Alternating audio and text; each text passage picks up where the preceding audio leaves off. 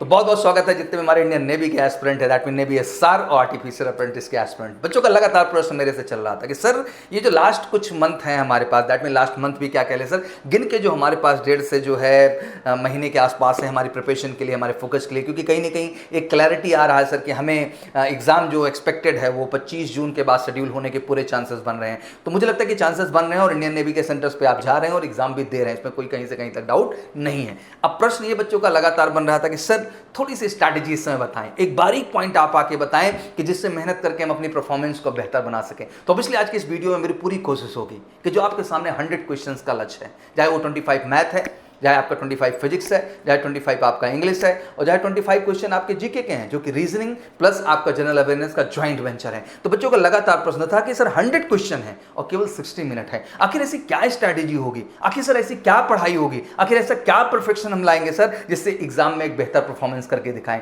Bing Saurabh sir, ये मेरी जिम्मेदारी बनती है बेटा कि मैं आपको हर एग्जाम का एनालिसिस बताऊं। तो आज हमने डिसाइड किया है कि आपके लगातार प्रश्न मेरे को लेके थे कि सर इंडियन नेवी को कैसे प्रिपेयर किया जाए इन 100 क्वेश्चंस में, सर कैसे 100 में आउट ऑफ 100 हम 90 स्कोर कर पाए सर, 90 के अबव क्वेश्चंस को अप्रोच कर पाए, वो टाइम मैनेजमेंट कैसे आएगा सर, परफॉर्मेंस को कैसे बढ़ाएंगे सर, प्लीज टेक्निकली आके बताएं। तो आज मेरी पूरी कोशिश होगी इस सेशन को मैं बहुत महत्वपूर्ण आपके लिए इसलिए कहूंगा बेटा क्योंकि बहुत कुछ आपने देखा, बहुत पढ़ लिया आपने, बहुत समझ लिया, बट हर पढ़ाई हर चीज़ समझने के बाद ये बहुत ज़रूरी है कि आखिर आप अपने सिलेबस को समझें, आखिर आप वो स्ट्रैटेजी को समझ पाएं कि जैसे एक कॉम्पिटिटर तैयार करता हूं। मैं बड़ा खुल के बात बोलता हूं कि बीइंग अ कॉम्पिटिटर मेरी जिंदगी में जो अनुभव रहे हैं, बीइंग एस्पिरेंट डिफेंस एस्पिरेंट जो अनुभव रहे हैं और जो डिफेंस को क्रैक करने के बाद मेरे जीवन के अनुभव रहे हैं, उन सारे अनुभवों को मैं आपके सामने लाऊंगा और एक एक सब्जेक्ट का एनालिसिस आपके सामने रखूंगा। मैं इंग्लिश सब्जेक्ट का रखूंगा, फिजिक्स का रखूंगा आपके सामने, मैं जीके का एनालिसिस रखूंगा, दैट मीन जनरल अवेयरनेस का रखूंगा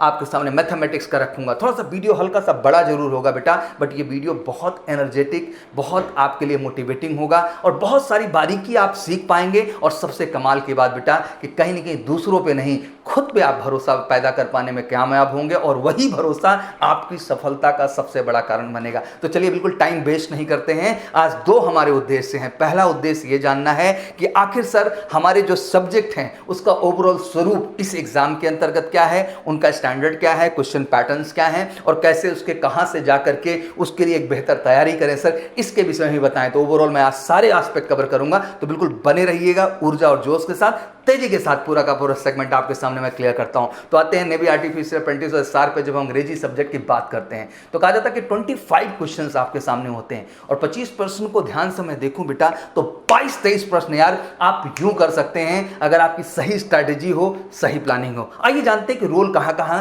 क्या और किस तरह है। तो सबसे पहले आता है आपका पार्ट्स ऑफ स्पीच। कहते हैं पार्ट्स ऑफ स्पीच का हमें ध्यान रखना चाहिए क्योंकि कहते हैं ना कि ग्रामर एक बहुत बड़ा रोल प्ले करती है और कहते हैं ना कि वो बाल की खाल निकालने वाली ग्रामर है ये, कि दैट मीन कहीं ना कहीं थोड़ा सा कॉन्सेप्ट, कहीं ना कहीं थोड़ा सा आपका कॉमन सेंस, जिसके दम पे आप ग्रामर सेक्शन में अपनी परफॉर्मेंस को बेहतर कर सकते हैं। तो मुझे लगता है कि कहीं ना कहीं पार्ट्स ऑफ स्पीच को हमें अच्छे ढंग से समझना बहुत जरूरी है। पार्ट्स ऑफ स्पीच में अक्सर बच्चों का जो पॉइंट होता है कि सर किस तरह के क्वेश्चन बनते हैं, तो जैसे हम लोग यूपीएससी का जब एनालिसिस करते हैं तो वहाँ सेंटेंस इंप्रूवमेंट के भी क्वेश्चन होते हैं, कॉमन एरर के भी क्वेश्चन होते हैं और कहीं ना कहीं फिलिंग द ब्लैंक्स के भी क्वेश्चन होते हैं। बट जब हम नेवी एसएसआर और आर्टिफिशियल अप्रेंटिस जैसे एग्जाम की बात करते हैं बेटा, तो यहाँ पे सेंटेंस इंप्रूवमेंट के क्वेश्चन बिल्कुल नहीं होते हैं। यहाँ पे जो क्वेश्चन आपके सामने आते हैं बच्चा वो केवल एरर्स के होते हैं और फिल इन द ब्लैंक्स के क्वेश्चन होते हैं। तो आपको ध्यान रखना है कि आपका जो मुख्यतः काम आपको करना है वो एरर से रिलेटेड क्वेश्चन की प्रैक्टिस करना है और कहीं ना कहीं ब्लैंक से रिलेटेड क्वेश्चन की प्रैक्टिस करना है। बट कितना भी क्वेश्चन की प्रैक्टिस करें, सबसे ज्यादा अहम तो ये है कि आपका पार्ट्स ऑफ स्पीच पे अपने कॉन्सेप्ट पे कमांड लाना है। Once you have a good command on the concept बेटा, you will make it better. जैसे एग्जांपल के तौर पे मैं कहूं कि जैसे नाउन और एडजेक्टिव एवं कंजंक्शन से सबसे ज्यादा होते हैं। जैसे सवालों की बात करें तो नाउन का अहम रोल है पार्ट्स ऑफ स्पीच में, साथ ही साथ एडजेक्टिव का बेटा बहुत अहम रोल हो जाता है और कंजंक्शन का भी बहुत बड़ा रोल हो जाता है। अब इसमें ध्यान से समझने वाली क्या बात है, ध्यान ये रखना है कि हम बहुत ज्यादा अपवाद नहीं याद रखें। दैट मीन हमारा अक्सर क्या होता है कि हम बहुत ज्यादा डीप जो है एक्सेप्शंस में इन्वॉल्व होने वाले नहीं, इसकी जरूरत नहीं है, बल्कि डेली यूज वाले जो हमारे नियम हैं और अपवाद ऐसे जो बेसिक है, मतलब छोटे छोटे जो हमारे एक्सेप्शंस हैं या डेली यूज में जो हमारी ग्रामर है, जो यूज है, उन पे हमको फोकस करना, उन पे हम ध्यान देना। जैसे मान लीजिए कि नंबर का एक क्वेश्चन हम लोग कंसीडर करते हैं। जैसे मैंने कहा कि एग्जांपल ध्यान से समझिए कि द नंबर ऑफ क्वेश्चंस, ध्यान रखिएगा, the number of questions which was asked, आपको सेंटेंस मिलता हो सकता है तो आप सोच रहे हो कि इसमें जो है क्वेश्चन जो है वो प्लरल में है, इसके लिए विच रिलेटिव प्रोनाउन होने के कारण सर कहीं ना कहीं ये गलत के सेंस में आ रहा है। अब आप इसे समझिए कि अब यहां ध्यान ये देना है कि बहुवचन होगा, देना होगा। विच का यूज जो है यहां पे आप ध्यान रखिएगा कि केवल क्वेश्चंस के लिए नहीं हुआ है बेटा, बल्कि द नंबर ऑफ क्वेश्चंस के लिए हुआ है। और जब नंबर ऑफ क्वेश्चन की बात करते हैं तो लाजमी सी बात है कि वो सिंगुलर का सेंस देता है, और विच भी यहां किसका सेंस दे रहा है बेटा, सिंगुलर का सेंस दे रहा है। तो ध्यान रखिएगा, इसीलिए उसके बाद वॉज लगाया गया है, वर नहीं लगाया गया है। तो आपको टेक्निकली ये समझना है बेटा कि आप जब किसी रूल को पढ़ें, किसी चीज को पढ़ें, तो बहुत ज्यादा हड़बड़ाना नहीं है कि आपका सीधा ध्यान केवल क्वेश्चंस पे चला गया, उसके अनुसार आप व्हिच को एनालाइज करने लगे। ऐसा नहीं बेटा, ध्यान रखना है कि पूरा सेंटेंस को ध्यान से समझना है, एनालाइज करना है। बात बहुत छोटी सी है, लेकिन बेटा आप समझेंगे तो आपका कॉन्सेप्ट एनालिसिस बढ़ेगा, और अल्टीमेट ये सब चीज बेहतर बेटा कोई प्रैक्टिस से होती है, तो प्रैक्टिस बढ़ाइए। यदि हम ब्लैंक्स की बात करें तो ब्लैंक के सबसे ज्यादा सवाल जो पूछे जाते हैं वो प्रीपोजिशन से आते हैं। अब प्रीपोजिशन की जब बात करते हैं तो उसमें कहते हैं फिक्स प्रीपोजिशन, कुछ याद कर लो। जैसे क्या होता है, लिसन के बाद टू, अबाइड के बाद बाई, ईटीसी आपको याद रखना चाहिए। अब इस पे क्या होता है कि हम हमेशा डिपेंडेंट रहते हैं कि कोई बता देगा, कोई करा देगा। नहीं बेटा, बहुत जरूरी है कि आप खुद उस फिल इन द ब्लैंक्स के क्वेश्चंस को अप्रोच करें जो नेबी ओरिएंटेड है। आप उन एरर्स के क्वेश्चन को अप्रोच करें भैया जो कहीं ना कहीं नेबी ओरिएंटेड है। और इसीलिए हम लोग दहाड़ के कहते हैं कि इंडिया का केवल एक इकलौता पब्लिकेशन है एमकेसी पब्लिकेशन, जो बेहतरीन कलेक्शन आपके लिए बनाता है, जो कि इंडियन नेबी ओरिएंटेड आपको मिलेंगे। और इन क्वेश्चंस को लगा के बेटा आप अपना आत्मविश्वास क्या कर पाएंगे, बेहतर कर पाएंगे। वहीं जब हम वॉइस और नरेशन की बात कर लें तो 2 से 4 सवाल आते हैं, और बचपन से वॉइस नरेशन आप पढ़ते आए हैं। अगर आप किसी स्टेट बोर्ड से बिलोंग कर रहे हैं तो कोई नई चीज नहीं है, और ये फ्री का मार्क्स मैं काउंट करता हूं। अगर एक बेसिक सेंस आपके पास वॉइस एंड नरेशन का है तो ये चैप्टर बहुत आसान होता है बेटा, और इस आसान चैप्टर से बहुत आसानी के साथ आप बेहतर स्कोर बना सकते हैं। तो ध्यान रखना है कि आपको वॉइस और नरेशन पे भी काम करना है। सर इसके लिए कुछ अजूबा नहीं है, बचपन से पढ़ते आओ।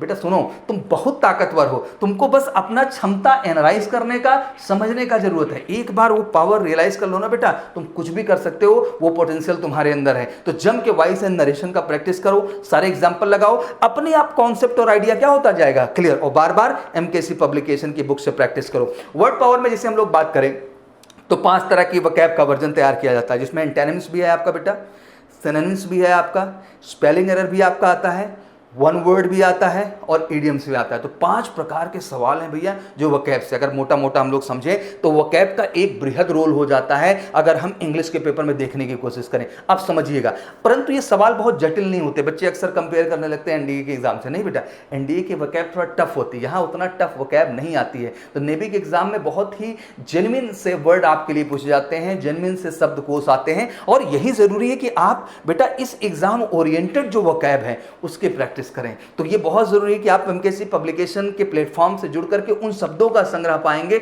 जो उसका प्रैक्टिस करके आप एग्जाम में फायदा उठा पाएंगे। अब जैसे एग्जाम में मान लीजिए क्या है कि लविंगली का एंटोनिम पूछा गया, ध्यान रखिएगा, लविंगली का एंटोनिम पूछा जा रहा है। तो अब यहां ऑप्शन क्या दे दिया, रियली, सडनली, मर्सीफुल या लोथली, ऑप्शन 4 आपको दे दिए गए। तो याद रखिएगा कि लविंग का मतलब क्या होता है, लविंग का मतलब होता है प्यार से, तो इसका अपोजिट क्या होगा, नफरत से। अब नफरत हम ढूंढने गए तो अंतिम विकल्प केवल एक ही मिला आपका लोथली, जो कि नफरत को शो कर रहा है। बाकी रियली का मतलब आप समझ रहे हैं कि ये मतभेद के रूप में शो करता है, बेहद या कभी कभी, कहते नहीं हम लोग कि रियली का मतलब बेहद और कभी कभी। सडनली का मतलब आप जानते ही हैं कि आपका अचानक होता है। तो ध्यान रखिएगा, रियली का मतलब क्या हो गया बेटा, कभी कभी। सडनली का मतलब क्या हो गया, अचानक, जबकि वहां लविंगली की बात की गई थी। और मर्सीफुल का मतलब होता है दयापूर्वक, तो कोई लिंक ही नहीं बनता है। तो लविंगली का अगर आप एंटोनिम ढूंढने जाएंगे तो लोथली ही आपके पास ऑप्शन होगा। और इसी के साथ बेटा दूसरा सेगमेंट आ जाता है पेपर में, कॉम्प्रहेंशन का और रीअरेंजमेंट का। कॉम्प्रहेंशन और रीअरेंजमेंट को लेकर एक छोटी सी बात मैं बताना चाहता हूं। It's all about the practice, कि what type practice and focus you have. If you have such strong practice and focus बेटा, यू विल चेंज एवरीथिंग। तो जरूरी है कि आप एक बार नेवी ओरिएंटेड क्वेश्चन को स्वयं लगाएं, महसूस करें। बहुत डिपेंडेंसी नहीं, किसी का इंतजार नहीं, आपको ईश्वर ने खुद अच्छा ब्रेन दिया है बेटा, कॉन्सेप्ट दिया है, आप प्रयास करिए। अगर इसके बाद कोई दिक्कत होता है आपको तो कहीं ना कहीं एमकेसी लर्निंग ऐप है आपके पास, जिससे जुड़ करके बेटा 1-to-1 अपना सारा डाउट क्लियर कर सकते हैं। क्योंकि बेटा जानते हैं कि आपकी समस्या का निदान आपको डायरेक्ट चाहिए, वो किसी और के थ्रू नहीं चाहिए। तो लाजमी सी बात है कि एमकेसी लर्निंग ऐप का प्लेटफॉर्म ऐसे बनाया ही गया है जहां आप बेहतर कॉन्सेप्ट और जितने भी डाउट्स एंड कंफ्यूजन है उस प्लेटफॉर्म से जुड़ के आप 1 to 1 क्या कर सकते हैं बेटा,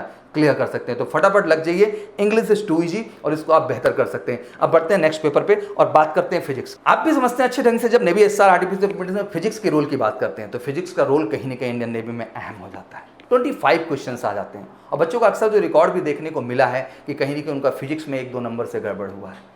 कहीं ना कहीं बच्चों को देखने को मिला कि मैथ में भी उनका 1-2 नंबर से गड़बड़ हुआ। अमूमन इंग्लिश में भी गड़बड़ होता है, बट जो मेजर केसेस निकल के आए वो निकल के आए। बट एक अच्छी बात मैं आपको बता दूं कि अगर एक सही तैयारी, सही क्वेश्चन की प्रैक्टिस और कॉन्सेप्ट पे काम किया जाए तो 20 से 22 क्वेश्चन बेटा आप यूं लगा सकते हैं। और मैं बता दूं कि एबव 90 टारगेट करके ही मैं बात कर रहा हूं। अगर इस स्ट्रैटेजी को आप एहतियात करेंगे और खुद पे भरोसा करके जो स्ट्रैटेजी मैं आपको बता रहा हूं आप कोशिश करेंगे तो हर चीज बेहतर हो जाएगी। तो आइए चलिए बढ़ते हैं। फिजिक्स में मैक्सिमम क्वेश्चन जो होता है स्टूडेंट के लिए वो फार्मूला बेस्ड होता है, नॉन फैक्ट्स होते हैं, कॉन्सेप्चुलाइज होते हैं। तो ध्यान रखिएगा फार्मूला बेस्ड। आप बहुत ज़्यादा इसमें आईटीएन बनने का जरूरत नहीं है क्योंकि आपको भी अच्छे ढंग से पता है बेटा कि एक क्वेश्चन के पास 30 सेकंड से ज़्यादा का समय नहीं है। तो लाजमी सी बात है कि कहीं ना कहीं फार्मूला बेस्ड होगा, सीधा सीधा नॉन फैक्ट्स होंगे, कॉन्सेप्ट भी होगा और इन हर प्रोस्पेक्ट पे आपको काम करना पड़ेगा और ये किसी और के द्वारा नहीं डेवलप होता है। नॉन फैक्ट्स भी आप स्वयं जानते हैं बेटा, कॉन्सेप्ट भी आपको ही समझना होता है कहीं ना कहीं। और मैं आपको बता दूं कि फार्मूला पे रख के सवालों को लगाना भी आपको होता है, किसी और का रोल नहीं होता है। बट अहम यह है कि उसके ओरिएंटेड आपको क्वेश्चन प्रैक्टिस के लिए मिले।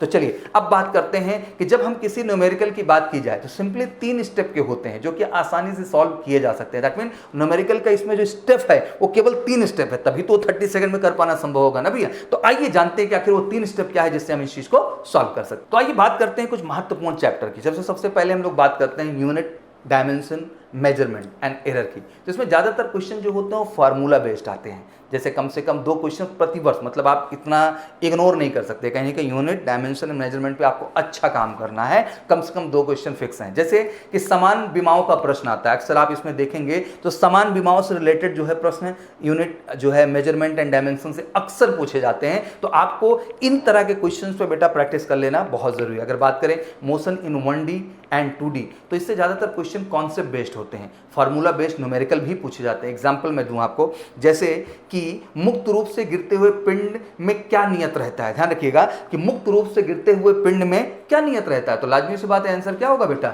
ग्रेविटी। तो वहां पे आप जानते हैं कि क्या नियत होगा, ग्रेविटी नियत होगा। वहीं लॉ ऑफ मोशन चैप्टर में से 2 क्वेश्चन प्रतिवर्ष प्योरली कॉन्सेप्ट बेस्ड पूछे जाते हैं। ध्यान रखिएगा लॉ ऑफ मोशन से प्रतिवर्ष बेटा 2 क्वेश्चन आपके प्योरली कॉन्सेप्ट बेस्ड पूछे जाते हैं। जानते कैसे, जैसे कि लिफ्ट ऊपर की ओर जो है त्वरित होती है तो व्यक्ति का आभासी भार क्या होता है। अब ऑप्शन तो कई होगा, घटता है, स्थिर रहता है, शून्य हो जाता है, कुछ नहीं होता है। बट टेक्निकली आपको पता है कि आपका भार क्या होता है बेटा, आभासी भार हमेशा बढ़ता है जब लिफ्ट किसकी ओर त्वरित होती है बेटा, आपकी ऊपर की ओर। तो ध्यान रखिएगा प्योरली कॉन्सेप्ट बेस्ड है। और आपने कहीं नहीं लॉ ऑफ मोशन चैप्टर में से इस चीज की पढ़ाई की, उन कॉन्सेप्ट को समझा है। तो कोई रॉकेट साइंस वाला क्वेश्चन नहीं, इसलिए बार बार मैं पॉइंट आउट कर रहा हूं बेटा, क्या आप उन क्वेश्चंस को अप्रोच कर रहे हैं जो आपके एग्जाम ओरिएंटेड है। अब यहां प्रॉब्लम क्या है कि मालूम नहीं कौन सा आईटी का फिजिक्स पढ़ा है, एक्चुअल में जो कॉम्पिटिशन के लिए जरूरी है वो नहीं टच कर पा रहा। तो जरूरी है बेटा कि इस तरह के क्वेश्चन और इस तरह के कॉन्सेप्ट पे आपको काम करना है। और एमकेसी पब्लिकेशन बड़ा प्लेटफॉर्म है जो आपको ऐसे ही क्वेश्चन का कलेक्शन दे रहा है। एमकेसी लर्निंग का बड़ा प्लेटफॉर्म है जो ऐसे ही कॉन्सेप्ट पे काम कर रहा है टीचर, जहां पे आपको आपके एग्जाम ओरिएंटेड कलेक्शन मिल जाए। अगर बात करें work, energy and power chapter की, समझिएगा work, energy and power chapter की भैया हम बात करते हैं, जिसमें ज्यादातर क्वेश्चन न्यूमेरिकल टाइप के पूछे जाने के चांसेस होते हैं। जैसे कि एक पिंड जो कि u वेलोसिटी से ऊपर की ओर भेजा गया। ध्यान रखिएगा कि जैसे कि एक पिंड जो कि u वेलोसिटी से किसकी ओर फेंका गया, ऊपर की ओर फेंका जाए तो क्या ऊंचाई होगी, जहां पर उसकी गतिज ऊर्जा प्रारंभिक की आधी हो जाए। तो ज्यादातर क्वेश्चन एनर्जी कंजर्वेशन लॉ पर ही आधारित होंगे। तो इस तरह का प्रश्न जैसे ही सामने आएगा आप समझ लीजिएगा सारा का सारा जो क्वेश्चन ही बनने वाला है सर वो एनर्जी कंजर्वेशन लॉ पे ही बेस्ड होगा और उसी से रिलेटेड क्वेश्चन आपके सामने भैया पूछा जाएगा। तो अहम यही है कि क्या आपने उस तरह के क्वेश्चन की प्रैक्टिस की है कि नहीं की है। वहीं हम लोग बात करें बेटा फ्लूइड जो है मैकेनिक्स की, आपके एग्जाम में एक बहुत महत्वपूर्ण भूमिका निभाता है, जिसमें ज्यादातर क्वेश्चन जो होते हैं वो कॉन्सेप्ट बेस्ड आते हैं, जैसे आर्किमिडीज प्रिंसिपल पर आधारित होते हैं। जैसे मैं आपको कहूं कि अगर कोई वस्तु अगर कोई वस्तु पानी में तैर रही है तो उसका आभासी भार क्या होगा। अब कॉमन सी बात है यार कि शून्य होगा, बचपन से पढ़ते चले आ रहे हैं, कोई नई बात नहीं है। लेकिन अब मसला ये है बेटा कि इस तरह के क्वेश्चंस को आप अप्रोच कर रहे हैं कि नहीं। अब ये एक सिंगल स्टेटमेंट और अनुभव का कॉन्सेप्ट का क्वेश्चन है कि आपको समझ में आ गया, आपने जवाब दे दिया, बट अप्रोच करना बहुत जरूरी है ऐसे क्वेश्चन का। इसीलिए बार बार बात करता हूं बेटा कि इस तरह के क्वेश्चन को पढ़ाने वाला भी चाहिए और इस तरह का क्वेश्चन आपको करने का भी मौका मिलना चाहिए। वही मैं बात करूं wave motion and properties of matter से ज्यादातर क्वेश्चन नॉन फैक्ट और फार्मूला बेस्ड क्वेश्चन पूछे जाते हैं। नॉन फैक्ट्स की बात करते हैं, जैसे ध्यान दो, जैसे कि क्वेश्चन नंबर 1 मैंने आपसे रखूं कि रिजिड बॉडी की प्रत्यास्थता क्या होती है, मतलब इलास्टिसिटी की बात करें हम लोग, इसकी प्रत्यास्थता क्या होती है किसी रिजिड बॉडी की, तो लाजमी सी बात है अनंत आंसर होता है। तो बेटा ये बड़े बेसिक क्वेश्चन है जो मुझे लगता है कि जो कि 10th स्टैंडर्ड पे भी क्या होते हैं आपके कवर होते हैं। तो इनमें से कौन परिवर्तित नहीं होगा। अब अगला प्रश्न हमने रखा है निम्न में से कौन सा माध्यम परिवर्तित नहीं होगा। अब ऑप्शन 4 रख दिया, velocity, wavelength, frequency and none of this. तो लाजमी सी बात है कि आप अच्छे से जानते हैं कि एक ही माध्यम है जो परिवर्तित नहीं होता है किसी भी स्थिति में, वो क्या है बेटा, फ्रीक्वेंसी आपका। तो ये बेटा बड़े बेसिक सवाल हैं। अगर कॉन्सेप्ट है भैया तो कर पा रहे हैं, नहीं है तो नहीं कर पा रहे हैं। बहुत सारे बच्चों के सर बहुत हाई बेबी न्यूमेरिकल पढ़ के गए बट नहीं कर पाए। लाजमी सी बात है क्योंकि जो नॉन फैक्ट्स, जो फॉर्मूला बेस्ड जो कॉन्सेप्ट वहां पे पूछा जा रहा है उससे रिलेटेड ना क्वेश्चन किए भैया, ना उससे रिलेटेड चीजों को समझने को। फिजिक्स बड़ी प्रैक्टिकल चीज़ है और मुझे लगता है कि जब हम इंडियन एयरफोर्स नेवी जैसे एग्जाम को देखते हैं तो वही प्रैक्टिकल क्वेश्चन अक्सर पूछे जाते हैं। जैसे मैं कहूँ अगर हम बात करें इलेक्ट्रोस्टैटिक्स वाले पार्ट्स की तो ज़्यादातर क्वेश्चन फार्मूला बेस्ड न्यूमेरिकल होते हैं। जैसे मैं एग्जाम्पल रखूँ कि हॉलो स्पेस के अंदर विद्युत क्षेत्र कितना होता है, हॉलो स्पेस के अंदर विद्युत क्षेत्र कितना होता है, बचपन से पढ़ते चले आए हो, शून्य। और आप लोगों को बचपन के एग्जाम्पल भी बताओगे, कार में बंद हो 4 लोग और बिजली गिर जाए तो क्या फर्क, क्योंकि हॉलो स्पेस के अंदर आप हैं तो कोई फर्क नहीं पड़ेगा, ऊपर की बॉडी से ही निकल जाएगा। तो हॉलो स्पेस के अंदर लाजमी सी बात है कि विद्युत क्षेत्र जो होगा हमेशा क्या होगा भैया, शून्य होगा। मैग्नेटिज्म तथा आप इलेक्ट्रोमैग्नेटिक इंडक्शन चैप्टर से जब कॉन्सेप्ट बेस्ड क्वेश्चन पूछे जाते हैं तो वो क्या प्रारूप होता है उसको भी समझिएगा। अब जैसे कहें कि बात करें कि बंद परिपथ में धारा की दिशा ज्ञात करने का प्रश्न अक्सर पूछा जाता है इस तरह का। अंत में अब बात आती है ऑप्टिक्स चैप्टर की, तो इसमें ज्यादातर क्वेश्चन नॉन फैक्ट तथा फार्मूला पे बेस्ड होते हैं। ध्यान रखिएगा बेटा, इसमें ज्यादातर क्वेश्चन जो होते हैं वो नॉन फैक्ट्स एंड फार्मूला पे बेस्ड होते हैं। जैसे कि ह्यूमन आई से रिलेटेड क्वेश्चन, मायोपिया अक्सर जानते होंगे, अमूमन आप पढ़े भी हैं कि ह्यूमन आई से रिलेटेड अक्सर पूछा जाता है क्वेश्चन, मायोपिया क्या होता है, उसको करेक्ट कैसे करते हैं, उसको करेक्ट कैसे करते हैं। प्रिज्म से रिलेटेड क्वेश्चन होगा, टेलीस्कोप से रिलेटेड क्वेश्चन होंगे। तो अगर इतने चैप्टर पर आप फोकस होकर पढ़ते हैं और इन पे ऑब्वियसली आधारित 20-22 क्वेश्चन जनरली आप अप्रोच कर सकते हैं तो कहीं ना कहीं आप बेहतर कट ऑफ क्लियर कर पाएंगे बेटा। तो ये बहुत ज़रूरी है यार कि आप प्रोजेक्टेड तरीके से पढ़ें। ये बहुत ज़रूरी है कि आप वाकई में उन क्वेश्चंस को आप लगाएं इस टाइम पे जो आपके एग्जाम के इंपॉर्टेंट है यार पॉइंट ऑफ व्यू से। आप ऑब्वियसली ऐसे प्लेटफॉर्म से जुड़ें जहां जुड़ करके आप अपनी हर समस्या में बार बार बात एमकेसी पब्लिकेशन की फिजिक्स की भी करूंगा और बार बार एमकेसी लर्निंग ऐप की बात करूंगा, क्योंकि बेटा वही माध्यम है जिससे आप अपने कॉन्सेप्ट और क्वेश्चन दोनों को अच्छे से लिंक कर पाएंगे और फाइनली अपनी सफलता। तो चलिए भाई 2 सेगमेंट खत्म हो गए। इंग्लिश को अच्छे ढंग से हमने समझ लिया आशा करता हूं और ऑब्वियसली आज से नई ऊर्जा नए जोश के साथ मेहनत करेंगे और फिजिक्स को भी अब समझ गए होंगे कि सर अपने पे भरोसा करना है, इस तरह के क्वेश्चंस को जरूर अप्रोच करना है और उसके लिए एमकेसी पब्लिकेशन के प्लेटफॉर्म से जरूर हमें जुड़ना है। अब पहली बात आती है हमारे सामने बेटा जनरल नॉलेज के पार्ट को लेकर बड़ा डर रहता है। साइंस स्ट्रीम के बच्चे रहते हैं, भगवान जाने क्या आएगा, कहां से आएगा, कैसे आएगा, अजीब सा डर व्याप्त है। कुछ नहीं यार, साइंस के बच्चे हो, रॉक स्टार हो, एक बार केवल उठा करके उस कलेक्शन को पढ़ लो जो आपके एग्जाम ओरिएंटेड है तो लाजमी सी बात है आपको सब ब्रेन में सेटअप हो जाए। हमारा प्रॉब्लम क्या है बेटा कि हम आशा करते हैं कि सामने कहीं से कुछ और आएगा और हम चमत्कार कर जाएंगे। नहीं बेटा, आपको खुद पे भरोसा करना होगा, बुक्स उठानी होंगी, सही प्लेटफॉर्म से जुड़ करके मेहनत करके उन कॉन्सेप्ट को क्लियर करना होगा। चलो but being a Saurabh sir मैं जितना कोशिश कर सकता हूँ समझा सकता हूँ। ऑब्वियसली आपके सामने इन 25 प्रश्नों को बेहतर ढंग से समझाने की कोशिश करूंगा। जब इनके कॉम्बिनेशंस की बात कर ले हम लोग तो ऑलमोस्ट हम लोग मान के चलते हैं कि 8 से 10 क्वेश्चन आपके रीजनिंग के हो जाते हैं और पहले 15 क्वेश्चन से लेकर 17 क्वेश्चन आपके जीके पार्ट के होते हैं। एक ये कॉमन कॉम्बिनेशन है जो इसके पेपर में आपको देखने को मिलेगा। अब आइए समझते हैं कि अगर हम सिलेबस के साथ कुछ प्रश्नों की बात करें तो जैसे हम लोग सबसे पहला मूवमेंट क्या उठाते हैं जहां से क्वेश्चन जनरेट होते हैं, तो ध्यान रखिएगा freedom movement and Indian history. ध्यान रखिएगा freedom movement and Indian history से विगत वर्षों में किस तरह के प्रश्न आए और कैसे पूछे गए समझिएगा। पहला प्रश्न, काकोरी कांड कब हुआ? तो आपको पता होना चाहिए बेटा 1925 में हुआ। अब ये क्या है, इसमें रॉकेट साइंस लग रहा है बेटा? आपको ही तो याद करना पड़ेगा ना कि काकोरी कांड आखिर कब हुआ। क्वेश्चन बनेगा कि स्वामी विवेकानंद का जन्म कहाँ हुआ, तो कलकत्ता। तो बेटा एक बार पढ़ लो ना यार, यही है। अगर हम पूरा का पूरा फ्रीडम मूवमेंट की बात करें, इंडियन हिस्ट्री, एक बार पढ़ लोगे तो आपके जहन में सेट हो जाएगा। कोई भी छोटा मोटा प्रश्न क्रिएट होगा ना बेटा, आप करने में कैपेबल हो जाएंगे। यही है पूरा का पूरा इंडियन हिस्ट्री और यही है पूरा का पूरा फ्रीडम मूवमेंट, जिससे आपके क्वेश्चन जनरेट होते हैं। बस एक बार बेटा जरूरत है कि इसकी पूरी की पूरी थ्योरी को रिवाइज करो और बेहतरीन नोट्स मेजर कलसी क्लासेस प्रोवाइड कर रहा है आपको एमकेसी पब्लिकेशन के माध्यम से, क्योंकि पर्याप्त कलेक्शन क्वेश्चन का मिल जा रहा है और पर्याप्त तो नोट्स मिल जा रहा है भैया, जिससे करके आप अपनी तैयारी को बेहतर कर सकते हैं। पहले ज्योग्राफी की बात करें, मुख्यतः कुछ टॉपिक काफी महत्वपूर्ण हो जाते हैं, जैसे सॉइल रिवर्स की बात करते हैं। अब देखिए मैं एक एक टॉपिक उठाने जा रहा हूं, कहां कहां से ज्योग्राफी में आपके क्वेश्चंस बनते हैं। अब लाजमी सी बात है, जब हम सॉइल की बात करेंगे, जब हम रिवर की बात करेंगे, जब हम माउंटेन की बात करेंगे, जब हम पोर्ट्स की बात करेंगे, जब हम इनलैंड हार्बर्स की बात करेंगे, जितने भी बंदरगाह हैं उनकी बात करेंगे,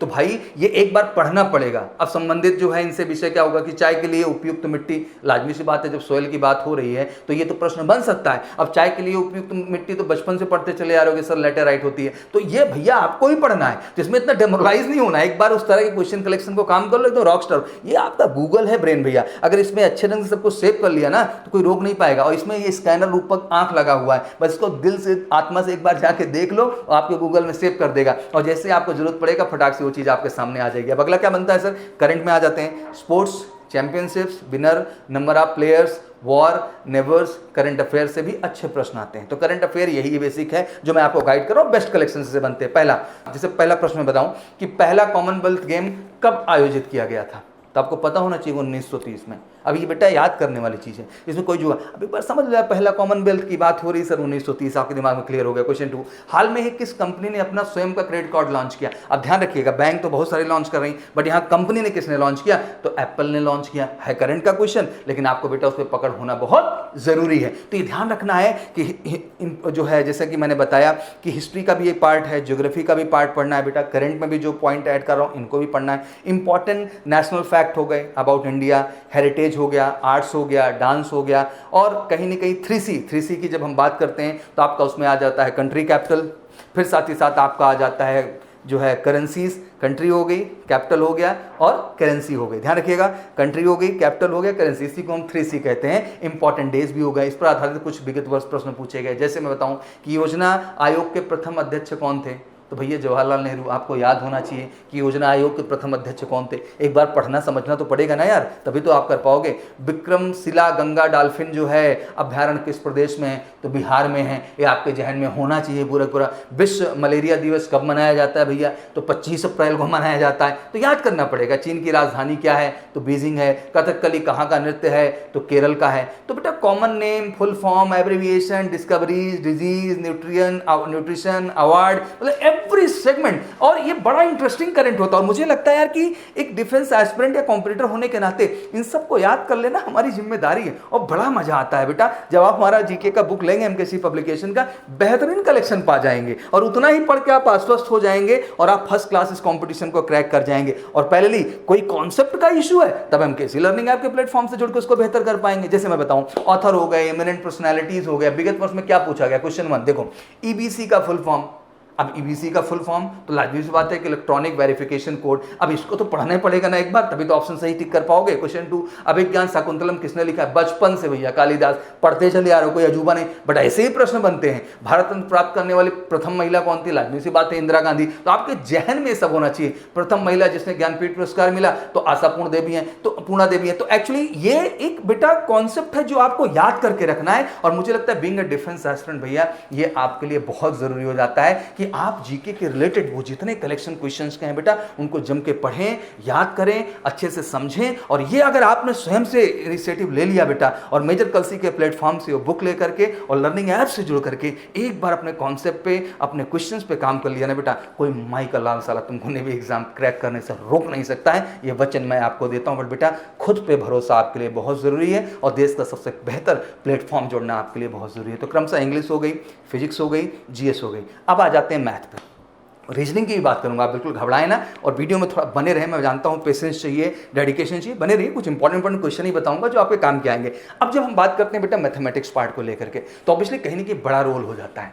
25 क्वेश्चन का एक अहम योगदान और कहीं ना कहीं बहुत निर्णायक है, बहुत मायने रखता है कि आखिर सर इतने कम टाइम में, क्योंकि मैथ है सर, 25 क्वेश्चन 30 सेकंड पढ़ना भी है सर, लगाना भी है, तो क्या स्ट्रैटेजी होनी चाहिए सर, क्या मेथड्स होने चाहिए, कैसे क्वेश्चन आएंगे सर, ट्रिकी अप्रोच कितना काम करेगा, हर चीज को सोचना समझना होगा। जैसे मैं एग्जांपल लेता हूँ कि each attempt is golden opportunity. मुझे लगता है चाहे आप इंग्लिश का पेपर दे रहे हैं, पार्ट कर रहे हैं, मैथ का कर रहे हैं, फिजिक्स का कर रहे हैं, मुझे लगता है कि हर पार्ट बड़ा गोल्डन है बेटा, और हर पार्ट पे आपको एक फोकस, स्ट्रैटेजिक और प्लान्ड अप्रोच देना है। जिस बात करें तो 3 लेवल में डिवाइड हो जाता है, जिसमें अपने कभी लेवल वाइज तैयारी आपको शुरू भी करना चाहिए, क्योंकि कोई भी पेपर आपके सामने आता है ना बेटा, तो कोई भी पेपर 3 लेवल का होता है, जिसमें लेवल 1 भी होगा, लेवल 2 भी होगा और लेवल 3 होगा।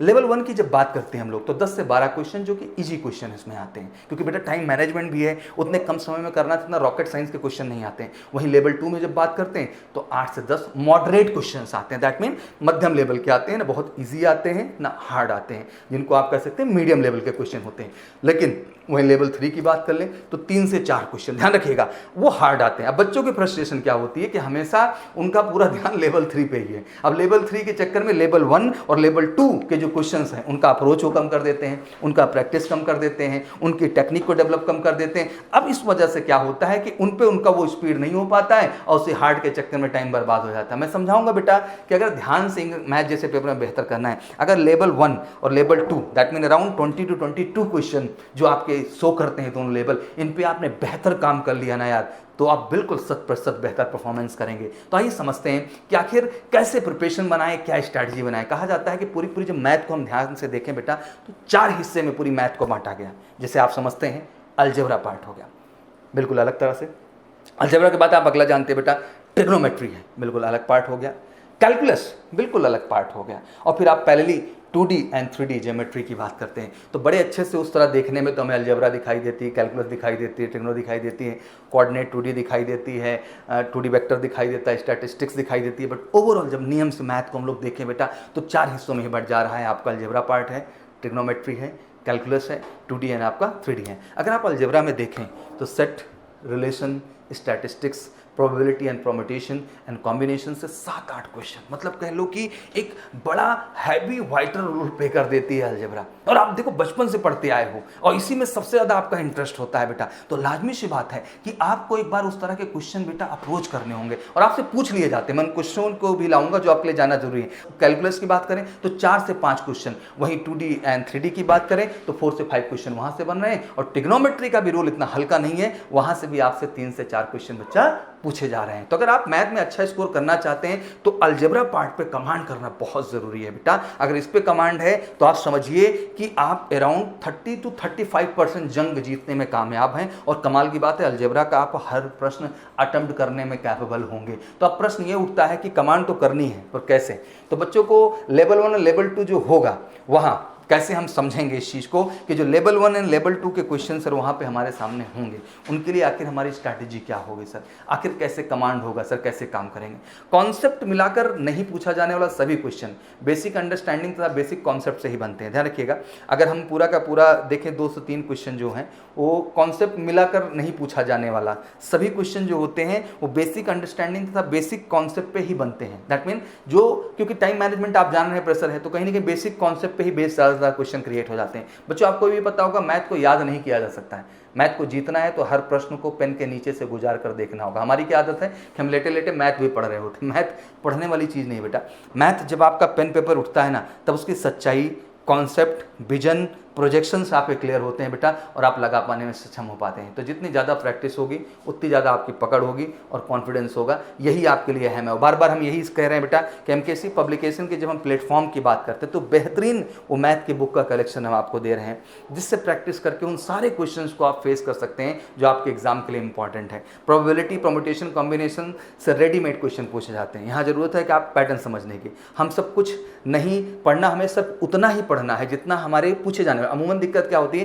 कि हम प्रोबेबिलिटी, परम्यूटेशन, कॉम्बिनेशन के कॉन्सेप्ट को समझने में इतना डीप चले जाते हैं कि जो हमारा लेवल नहीं है उस लेवल के भी ऊपर नहीं भाई। कुल मिला के बॉल्स, क्वाइंस, कार्ड्स के क्वेश्चन पूछे जाते हैं, तो बॉल का कॉन्सेप्ट क्लियर कर लो, क्वाइंस का कर लो, कार्ड्स का कर लो, ज़्यादातर क्वेश्चन आपके परम्यूटेशन कॉम्बिनेशन के निपट जाएंगे जो कि 2 से 3 का शेयर होल्डिंग लेके बैठे हुए हैं बेटा। तो पीएनसी से आपको नंबर, रैंक एंड अरेंजमेंट से क्वेश्चंस पूछे जाते हैं। वहीं P&C की बात करें तो वहाँ रैंक्स और अरेंजमेंट से रिलेटेड ज़्यादातर क्वेश्चन आपसे पूछे जा रहे हैं, जिन पे आपको काम करने की ज़रूरत है जब इंडियन नेवी के पेपर के एनालिसिस को हम लोग देखने का कोशिश करते हैं। तो ट्रिग्नोमेट्री भी आप सभी फार्मूले पर बेस्ड क्वेश्चन को बार बार प्रैक्टिस करें। Trigonometry is all about formula based concept. जितना फार्मूले पे बेस्ड क्वेश्चन का प्रैक्टिस करेंगे उतना आत्मविश्वास बेहतर होगा। कैलकुलस से कोई क्वेश्चन टेढ़ा नहीं पूछा जाता, लेकिन यहाँ पर आप वही गलती करते हैं कि प्रैक्टिस क्वेश्चन का लेवल एग्जाम क्वेश्चन के लेवल से मैच नहीं कर पाता। तो ध्यान रखिएगा, ये बहुत जरूरी है कि कैलकुलेशन के भी वही क्वेश्चंस लगाने हैं जो आपके एग्जाम ओरिएंटेड है। तो लाजमी सी बात है कि एमकेसी पब्लिकेशन के मैथ की बुक जो नेवी के लिए है स्पेशली, वो इसी पॉइंट ऑफ व्यू से है कि आपको हर वो कॉन्साइज कलेक्शन हम आपको दें जो आपके परफॉर्मेंस को बेहतर करे। साथ ही तैयारी में धीमी रफ्तार से चलने वाले वेक्टर 2D 3D में भी आपको समझने के लिए एक विजुअल, एक प्रोजेक्शन, क्योंकि 3D आप समझते हैं it's all about the game of visualisation. तो आपके अंदर कहीं ना कहीं विजुअलाइजेशन की कमी होती है, जिस वजह से आप इनके क्वेश्चंस नहीं कर पाते हैं। बेसिक कॉन्सेप्ट ही हैं, अप्लाई करके इजीली सॉल्व कर सकते हैं। बस बेटा विजन और कॉन्सेप्ट क्लियर है आपका, आपने अप्रोच किया है तो अच्छा कर सकते हैं। जैसे क्वेश्चन में पूछा गया कि d/dx tan inverse 3x minus x cube upon 1 minus 3x का स्क्वायर, ठीक है ना। तो अब ध्यान रखिएगा कि अब जब यहाँ बच्चों को अगर ट्रिग्नोमेट्री के बेसिक फार्मूला याद है तो आप इसका आंसर कैसे निकाल सकते हैं। ध्यान रखिएगा, अगर ये प्रश्न आपके सामने आ जा रहा है और आपको फाइनली इसका बेसिक फार्मूला अगर क्लियर होता है, कि विजन थोड़ा सा देने की कोशिश मैं करता हूँ, समझने की कोशिश करिएगा, तो सेकंड में दे सकते हैं। अदरवाइज इसका डेरिवेटिव नॉर्मल मेथड से निकालेंगे तो पूरा पेपर यही क्वेश्चन अटेम्प्ट करते बैठे रहेंगे आप। अब यहाँ पर अगर x को tan थीटा मान लें, ध्यान रखिएगा x को क्या मान लें हम लोग, tan थीटा, तो क्वेश्चन tan 3 थीटा का फार्मूला बनता है। ये क्वेश्चन किसका फार्मूला बन जाता है, tan 3 थीटा का फार्मूला बनता है। अब tan इनवर्स tan थीटा के बराबर थीटा होता है, तो यहाँ बस रख दीजिए, वहाँ हमारे पास d/dx 3 थीटा बचता है और थीटा का मान tan इनवर्स x रखने के आपके पास बचेगा 3d/dx tan इनवर्स थीटा, और tan इनवर्स थीटा का डिफरेंशिएशन होता है 1/1 प्लस एक्स स्क्वायर। तो हमारे पास आंसर आ ही गया 3/1 प्लस एक्स स्क्वायर। तो लाजमी सी बात है कि अगर एक मेथड, एक फार्मूला आप इंडक्ट कर देते हो किसी चीज में तो आपका जवाब तेजी के साथ आ जाता है। अब यही आपको फार्मूला ना हो तो पूरा डेरिवेटिव और पूरा लगाते बैठे रहो, जिंदगी भर चलता रहेगा। Find the maxima and minima question है, ध्यान रखिएगा, find the maxima and minima for the function fx equal to 4x square plus 7x plus 3। तो ध्यान रखिएगा, फिर से क्वेश्चन रिपीट कर दे रहा हूं, find the maxima and minima for the function fx equal to 4x square plus 7x plus 3। अगर इस प्रश्न को आप सॉल्व करते हैं तो आपको फर्स्ट डेरिवेटिव टेस्ट करना होगा, फिर आपको पॉइंट्स फाइंड आउट करने होंगे, फिर सेकंड डेरिवेटिव निकाल करके सभी पॉइंट पर वैल्यू चेक करने के बाद बताना होगा कि मैक्सिमा और मिनिमा क्या होगा। पर यहाँ पर आप सिर्फ बेसिक फार्मूला की हेल्प से ये क्वेश्चन भी सेकंड में सॉल्व कर सकते हैं। एक क्वाड्रेटिक इक्वेशन में यदि a जो कि यहाँ पर 4 दिया गया है, ध्यान रखिएगा कि एक क्वाड्रेटिक इक्वेशन में यदि a जो कि यहाँ पे क्या दिया गया बेटा, 4 दिया गया, दैट मीन 4 दिया गया, अगर पॉजिटिव हो तो मैक्सिमा हमेशा इन्फिनिटी और मिनिमा हमेशा 4ac, ध्यान रखिएगा मिनिमा हमेशा 4ac minus B square upon 4a से निकाला जा सकता है। अब सीधा फार्मूला रख दिया गया यहाँ पे, तो हम कह सकते हैं कि मैक्सिमा इन्फिनिटी तथा जो मिनिमा होगी -1/16। अब आप इस फार्मूले पे जब रख के देखेंगे बेटा, a की वैल्यू, b की वैल्यू और c की वैल्यू, तो ऑटोमेटिक कैलकुलेट करके आपके सामने जवाब आ जाएगा -1/16। तो कहने का मतलब ये बेटा कि it's all about the formula game, कि आखिर आप फार्मूला लगाना जान रहे हैं सही जगह कि नहीं, ट्रिक आपको पता है कि नहीं पता है, that is all about mathematics. मुझे लगता है कॉन्सेप्ट का तो अहमियत है ही है, बट कॉन्सेप्ट के साथ साथ अगर थोड़ा सा ट्रिकी अप्रोच में मिक्स कर दिया जाए बेटा, तो मुझे लगता है आपकी performance up to the mark बनाई जा सकती है। और वो up to the mark performance बनाने के लिए बिल्कुल आपके पास है एमकेसी पब्लिकेशन की बुक, जिससे लेके वो बिल्कुल ओरिएंटेड क्वेश्चंस अप्रोच करें, और साथ ही साथ एमकेसी लर्निंग ऐप, जिसके माध्यम से तन मन धन से आप वो कॉन्सेप्ट हर चीज इंडिविजुअल 1-to-1 क्लियर करके अपने एग्जाम में अपनी सफलता को बेटा 100% सुनिश्चित कर सकते हैं। अब फाइनली थोड़ा सा पार्ट आ जाता है रीजनिंग को लेके। वीडियो बिल्कुल बड़ा हो रहा है बेटा, और मैं पूरी कोशिश कर रहा हूँ तेजी के साथ समेटने का, 1 शॉट में कर रहा हूँ, बट मुझे लगता है कि थोड़ा समय लग जाता है जब आप किसी कॉन्सेप्ट को बड़े स्तर पर बताते हैं। तो जब हम समझने की कोशिश करते हैं नेवी आर्टिफिशियल अप्रेंटिस और एसएसआर के एग्जाम में रीजनिंग के रोल को, तो कहीं ना कहीं महत्वपूर्ण रोल है। फ्री का नंबर बिल्कुल, रीजनिंग को जनरल नॉलेज वाले सेक्शन के साथ एग्जाम में पूछ लिया जाता है, कोई अलग से आइडेंटिफिकेशन नहीं, 8 से 10 प्रश्न पूछे जाते हैं जो कि मॉडरेट लेवल के होते हैं, मतलब बहुत टफ भी नहीं होते हैं और बहुत ईजी भी नहीं होते हैं, मॉडरेट लेवल के होते हैं। यदि इन 10 प्रश्नों या 8 प्रश्नों का एनालिसिस करते हैं तो आज 2-3 प्रश्न जो है नॉन वर्बल रीजनिंग के हो जाते हैं, और वहीं 6 से 7 प्रश्न आपके सामने जो हो जाते हैं बच्चा, वो वर्बल रीजनिंग के हो जाते हैं। तो आइए समझते हैं कि आखिर क्या प्रश्न हैं, किस तरह के प्रश्न बन रहे हैं और कैसे उनको आपको लीड करना है। आप समझ समझते हैं रीजनिंग से होते हैं। यदि छात्र सही मार्गदर्शन में रहकर पढ़ाई करे तो 100% इस पार्ट में, मतलब ये 100% आपका स्कोर डन करता है। और कहते हैं ना कि इसमें तो 30 सेकंड का, इसमें 5 से 10 सेकंड का क्वेश्चन पढ़ने का ही समय लगता है। अगर वो पढ़ने का कॉन्सेंट्रेशन आपका सही है और आपको पहले से उस तरह के रूल्स पढ़ाए गए हैं तो देखते ही आप समझ जाएंगे इसका जवाब क्या होगा। तो आइए जानते हैं कि आखिर मिलते जुलते कुछ एग्जाम्पल जो इस प्रश्न में पूछे गए हैं। जैसे मैं आपसे एक एग्जाम्पल रखता हूं, ध्यान समझिएगा। ए की मां, ए ध्यान रखिएगा, ए की मां बी की बहन है। ए की मां बी की बहन है तथा बी की पुत्री सी है। ए की जो मां है वो बी की बहन है और जो बी की पुत्री है वो सी है। तो निम्न में से ए बी से किस प्रकार संबंधित है? तो अब यहां पूछा गया ए बी के बीच क्या रिलेशनशिप होगा। तो लाजमी सी बात है कि आपके पास सीधा सीधा यहां पे जो रिश्ता आ रहा है वो भांजे का आ रहा है। अब ऑप्शन आप देखने गए तो अंकल मिले, डॉटर मिले, फादर मिले, नेफ्यू मिले।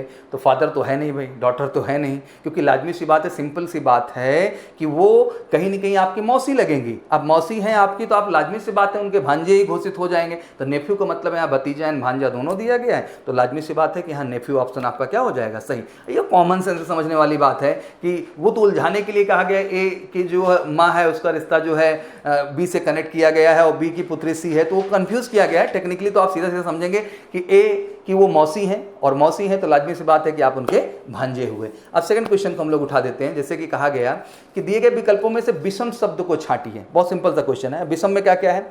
हेड ब्रेन, जिसको आप शरीर और मस्तिष्क कह सकते हैं। बी में दिया हैंड एंड रिस्ट, जिसको आप बिल्कुल हाथ और कलाई कह सकते हैं। सी में दिया गया arm and shoulder, that mean भुजा और कंधा। और डी में कहा गया फीट एंड एंकल। तो कहा गया इसमें से कौन से जो है भिन्न है। तो लाजमी सी बात है, जब ध्यान से देखें हम लोग बेटा, तो हाथ के अंदर कलाई, कंधा, भुजा के अंदर आपका कंधा हो गया, ठीक है ना। फिर से पैर के अंदर आपका टखना हो गया, बट इसमें क्या हो गया कि सिर के अंदर मस्तिष्क। तो ये तो भाई दिखाई देने वाली चीज़ है नहीं। तो लाजमी सी बात है कि यहाँ पे जो आपका होगा कहीं ना कहीं कि मस्तिष्क जो है वो सबसे भिन्न है, इसलिए इस ऑप्शन को आप क्या कर देंगे बेटा, टिक कर देंगे। तो मुझे लगता है कि रीजनिंग बड़ी इंटरेस्टिंग चीज़ है, बस में थोड़ा सा कॉन्सेंट्रेशन, थोड़ा सा फोकस चाहिए होता है, वो आपका मेंटेन है, ब्रेन का बैलेंस ना खोएं। तो मुझे लगता है कि हर सही चीज़ आपको दिखाई देगी। नहीं तो क्या होता है कि सही चीज़ भी आपको अजीब दिखाई देती है। तो बस कॉन्सेंट्रेशन का पार्ट है, जिससे रीजनिंग परफॉर्मेंस आप अच्छा कर सकते हैं। आशा करता हूँ कि बेटा मैंने अपनी तरफ से पूरी कोशिश की एक सही कॉन्सेप्ट, सही विजुअलाइजेशन के साथ सारी चीज़ें समझाने का, और जितना फास्ट जितना तेज कर सकता हूँ उतना किया है।